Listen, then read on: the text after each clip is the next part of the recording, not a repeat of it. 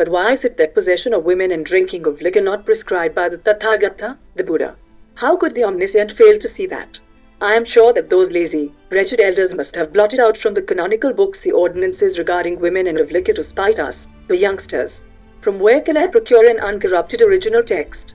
Then by making known to the world the complete teachings of the Buddha, I shall do service to the congregation of the Buddhists. Nagasena, a Buddhist monk, Satire Soma and Nagasena were among the main characters in the 7th century CE Sanskrit play Mattavilasa Prahasana. Set in Kanchipuram, it is a satire commenting on the various religions and religious practices of the time and was widely enacted in the temple theatres of present-day Kerala and Tamil Nadu during festivals.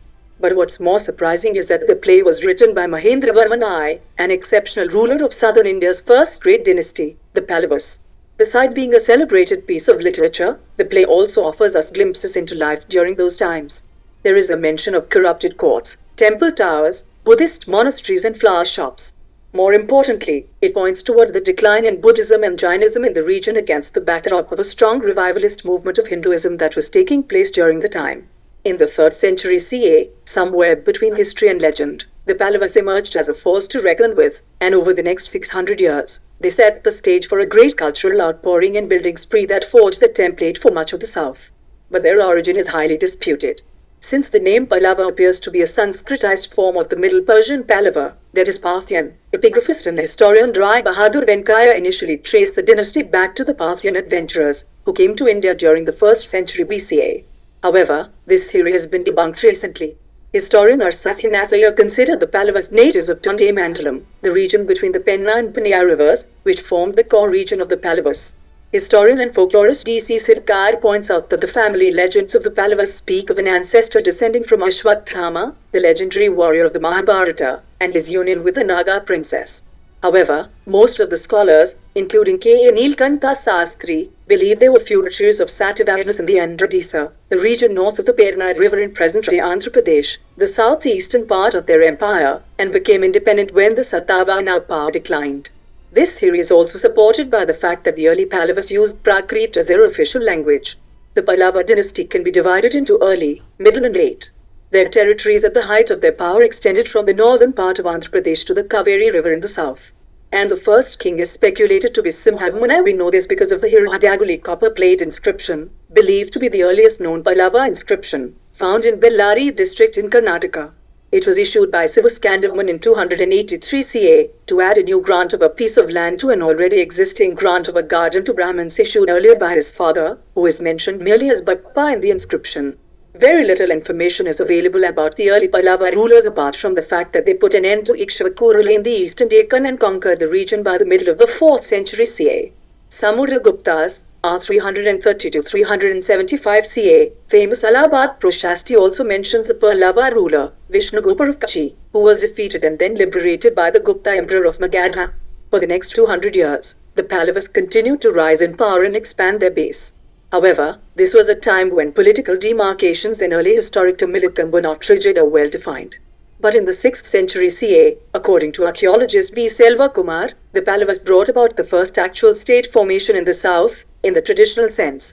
Simhavarman III, c. 550 to 560 CA, is believed to have maintained a cordial relationship with the Western Ganga dynasty and entered into a matrimonial alliance with them, as can be seen in the Hosakotte plate inscription, in present-day Bangalore district, issued by the Ganga king of Enita. Simhavarman III had 2 sons, of which the Pallava throne at Kanchi was ascended by Simhavishnu, while Bhimavarman seems to have travelled to Southeast Asia and established a kingdom there, probably in the area of present-day Vietnam and Laos. Bhimavarman ruled over the country of Cambodia, present-day Cambodia, with Bhimavarman as the capital. But more on this later. The era of the later Pallava rulers in India starts with Simhavishnu, c. 575 to 600 CA. He overthrew the Kalabras and extended the Pallava rule by conquering the region up to the Kaveri River from the Cholas.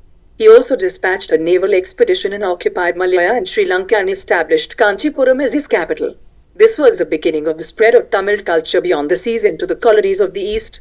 A stone portrait of Simhavishnu flanked by his queens can be seen in the stone engraving at the Adivaraha Mandapa in a rock-cut cave temple in Mamallapuram.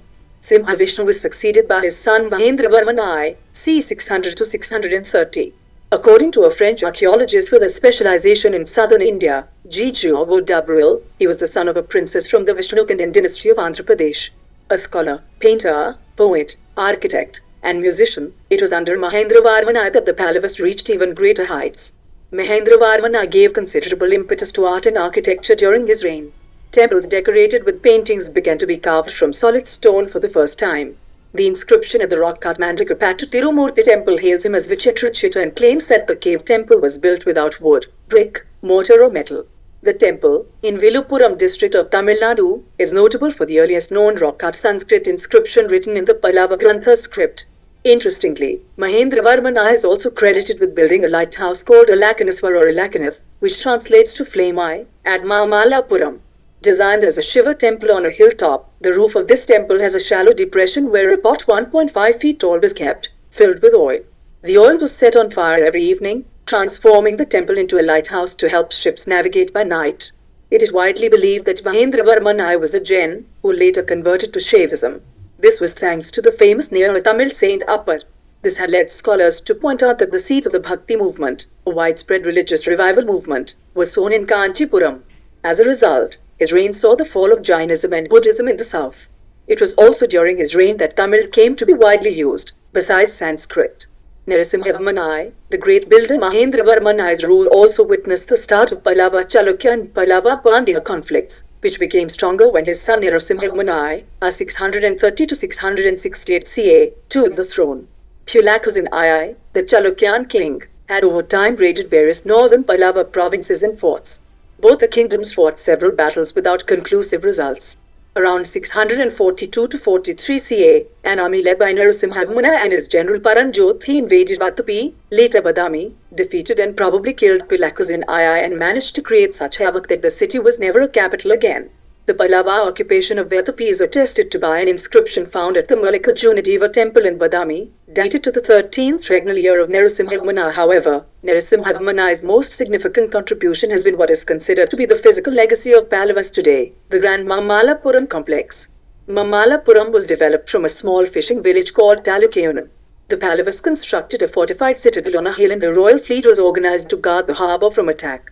The town itself takes its name from Mamalla, the great wrestler, which was one of the epithets of Narasimhavarman I. The royal custom of using a series of descriptive honorific titles, or birunas, was particularly prevalent among the Pallavas. This UNESCO World Heritage Site is home to the extraordinarily intricate rock relief titled Descent of the Ganges, the monolithic Pancha Rathas and the mysterious Shore Temple and the 7 pagodas. Scholars believe that a tsunami in the 13th century swallowed parts of Mamallapuram. Ironically, a modern-day tsunami in 2004 and the retreating sea in its aftermath revealed the presence of structural temples underwater, which are now being studied. What makes Mamallapuram so culturally resonant are the influences it absorbs and disseminates. While Kanchipuram was the Pallava capital, the port city of Mamallapuram was the primary source of all their wealth. Under Pallava rule, cotton cloth was exported to China, Babylonia and Egypt. Spices and precious stones and medicinal plants were sent to Java, Sumatra, Cambodia, Sri Lanka, China and Burma. Merchants from surrounding regions came to Kanchipuram to trade. They had to seek a license to trade, and the merchants created organizations called Minigramam. Many Pallava coins had the image of a two-masted ship to denote their maritime activities, besides images of a bull which was the dynasty's symbol. Found in kingdoms in Southeast Asia, and it wasn't only products that were exported. It is believed that the Southeast Asian kingdoms established in Champa, present-day central and southern Vietnam, Funan, parts of present-day Vietnam, Thailand and Cambodia, and Chenla, present-day Laos, were offshoots of the Pallava dynasty. One of the oldest pieces of epigraphy found in Southeast Asia is the Vocan inscription found in the village of Vocan in central Vietnam, dated to the 7th century CA. This is a Sanskrit inscription written in the Pallava Grantha script. In the 8th century CA, recognizing the Pallavas as a major power, the Tang dynasty of China forged a military alliance with Narasimhavarman I, 700 to 729 CA, and made him the general of South China as a safeguard against the expanding Tibetan Empire. When a Pallava ambassador visited the Chinese emperor, the ambassador was given a robe of flowered silk, a golden girdle, a purse with an emblem in the form of a fish and 7 other objects before his return. Sanskrit literature Dandin was patronized by Narasimhavarman I and spent several years in his court. Narasimhavarman I was also a great devotee of Shiva and built the magnificent Kailasanathar temple at Kanchipuram. and he embellished the base of the temple with his 244 balloons, the most popular one being Rajasimha. Pallava architecture formed the basis of temple architecture in Tamil Nadu, and the region's great temples, like Hirahadagalli, built by Raja Chola between 1003 and 1010 CA at Tanjore, as well as others, were based on Pallava models. In fact, the earliest known metal images of the dancing Shiva and Nataraja, dating back to the 7th-8th centuries CA, have also been credited to the Pallava dynasty. Around 642 CA, the celebrated Chinese traveler Tang visited Kanchipuram and said that the soil was fertile and produced an abundance of crops. The people were courageous and deeply attached to the principles of truth and highly esteemed for their learning. Though Buddhism and Jainism were on the decline during the reign of the later Pallavas, cultural exchanges seem to have still been prominent in the palace. In fact, it is believed that Bodhidharma, a monk who laid the foundation of Shaolin Kung Fu in China in the 6th century CA, was the son of a Pallava king. He renounced royal life and adopted Buddhism. The Chinese called him Damo. The administration of the state during the Pallavas was well managed. The Prakrit term Alanagulachopam found on some inscriptions is deduced to mean free from troubles about salt by language scholar J.G. Bella. This implies that digging for salt was a royal monopoly. Also, weaving was one of the chief village industries. The Pallavas also had an advanced irrigation system with a network of canals, tanks and wells, and special committees were appointed for their maintenance. In 731 CA, another conflict between the Pallavas and Chalukis resulted in the death of Pallava ruler Permasvaraman. He left no heir. To save the kingdom from disintegrating, a delegation of nobles and military leaders was sent to the kingdom of Champa, present-day central and southern Vietnam, where the distant relatives of the Pallavas ruled. A 12-year-old boy named Pallavamala was chosen and crowned King Nandivamani. He was a descendant of Bhimavarman, the son of Simhavarman, who had traveled to present-day Vietnam around the 6th century CA and fathered a new line of the Pallavas in the region. But the extinction of the Simhavishnu line can be regarded as the beginning of the end of Pallava supremacy. The following rulers had to face attacks from the Rashtrakutas, Pandyas and Cholas, resulting in a reduction of Pallava territories and economic instability. In c. 897 CA, Aparajittavarman was killed in a battle against Chola ruler Aditya. He was the last ruling member of the house, and with his death, the Pallava dynasty's power came to an end.